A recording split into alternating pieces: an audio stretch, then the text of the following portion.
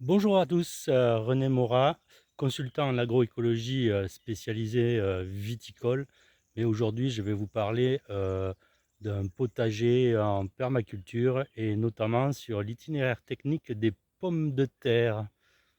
Donc là, vous voyez, nous avons des pommes de terre qui sont butées avec de la paille. Donc je vais vous expliquer un petit peu cet itinéraire très particulier. Donc au moment du lilas en fleurs chez moi, c'est ce qui me donne le top départ pour planter mes pommes de terre. Je suis venu sur le gazon, directement sur l'herbe, sur la spontanée du jardin, poser mes pommes de terre bien espacées.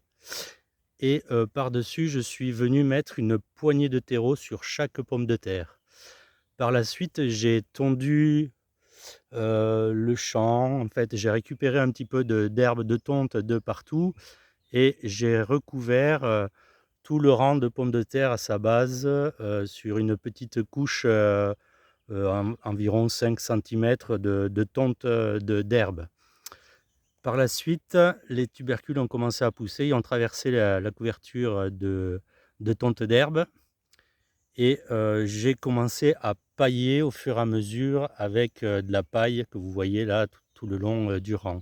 Donc j'ai bien mis entre 20 et 30 centimètres de paille. Donc voilà, nous allons découvrir tout ça ensemble. Donc je vais dégager la paille qui recouvre, en fait qui sert de butte, hein, tout simplement comme dans une culture traditionnelle, au lieu de mettre de la terre, c'est de la paille.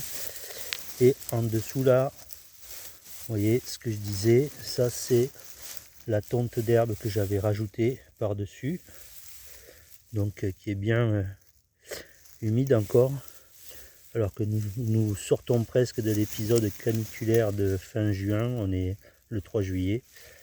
Et donc dessous, vous voyez, paf, les pommes de terre qui sont un peu partout autour du pied, comme quand vous les enterrez. Donc ça c'est la partie tonte qui a fait de l'humus. Et donc nous avons bien les pommes de terre dessous qui commencent à grossir. Donc moi je suis à 530 mètres d'altitude, c'est normal.